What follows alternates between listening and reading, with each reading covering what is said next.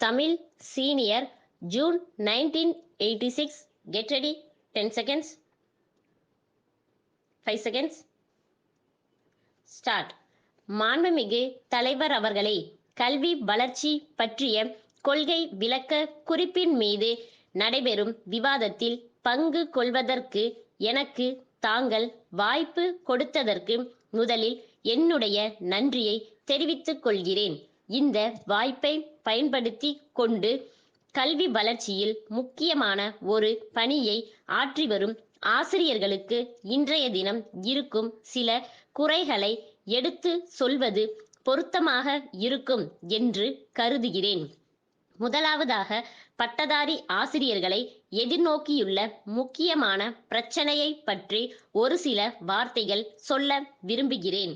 அவர்களில் பலர் பல ஆண்டுகளாகவே தற்காலிகமாக பணியாற்றி வருகிறார்கள். பலமுறை கோரிக்கைகள் விடுத்தும் அவர்களுடைய பணி இன்னும் வரன்முறைப்படுத்தப்படவில்லை.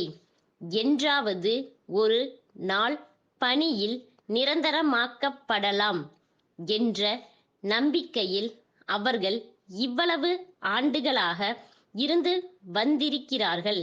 அந்த எதிர்பார்ப்பில் அவர்கள் திருமணமும் செய்து கொண்டு குடும்பஸ்தர்களாக ஆகிவிட்டார்கள்.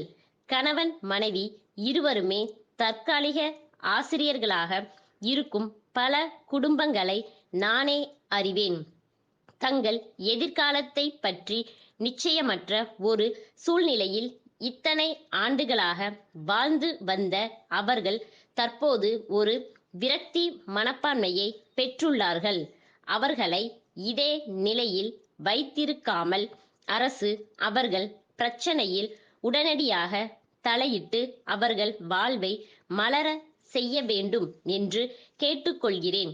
அடுத்ததாக, தனியார் பள்ளிகளில் பணிபுரியும் ஆசிரியர்களுக்கு இருக்கக்கூடிய பிரச்சனைகளை பற்றி ஒரு சில வார்த்தைகள் சொல்ல விரும்புகிறேன். தனியார் பள்ளி நிர்வாகங்களை கட்டுப்படுத்துவதற்கான சட்டம் கொண்டுவரப்பட்டு பல ஆண்டுகள் ஆகிவிட்டன. இருப்பினும் அந்த பள்ளிகளில் பணிபுரியும் ஆசிரியர்களின் பிரச்சனைகள் இன்னும் முழுமையாக தீரவில்லை. தனியார் பள்ளி நிர்வாகத்தினர்களில் சிலர் அந்த நிர்வாகத்தில் பணிபுரியும் ஆசிரியர்கள் மீது நியாயமற்ற முறையில் நடவடிக்கை எடுப்பதானது இன்னும் தொடர்ந்து கொண்டிருக்கிறது. அத்தகைய நடவடிக்கைகளை எதிர்த்து சில நேரங்களில் ஆசிரியர்கள் நீதிமன்றத்திற்கு செல்ல வேண்டியிருக்கிறது. அதனால் அவர்கள் மிகுந்த பண செலவும் மன துயரமும் அடைய வேண்டியிருக்கிறது. ஆகவே தற்போது இருக்கிற சட்டத்தை அரசு இன்னும் தீவிரமாக நடைமுறைப்படுத்துவதோடு அதை முழுமையாக பரிசீலித்து அதிலுள்ள பலவீனங்களை போக்குவதற்காக உரிய திருத்தங்களை கொண்டு வரவும் முன்வர வேண்டுமென்று கேட்டுக்கொள்கிறேன். ஆசிரியர்களுக்காக தனியே ஒரு வீட்டு வசதி வாரியத்தை அமைத்துள்ளதானது மிகவும் வரவேற்கத்தக்கது. அதற்காக இந்த ஆண்டு அரசு எவ்வளவு நிதி ஒதுக்க இருக்கிறது என்று தெரியவில்லை. நிதி ஒதுக்கம் பற்றி அடுத்து வர இருக்கும் நிதிநிலை அறிக்கையில் நல்ல அறிவிப்பு வருமென்று நம்புகிறேன். புதிதாக சில ஆசிரியர்கள் பணியிடங்களை உருவாக்கியுள்ளது பற்றிய அறிவிப்பு பயிற்சி பெற்று வேலை கிடைக்காமல் இருக்கிற ஆசிரியர்களுக்கு மகிழ்ச்சியை தரத்தக்கது.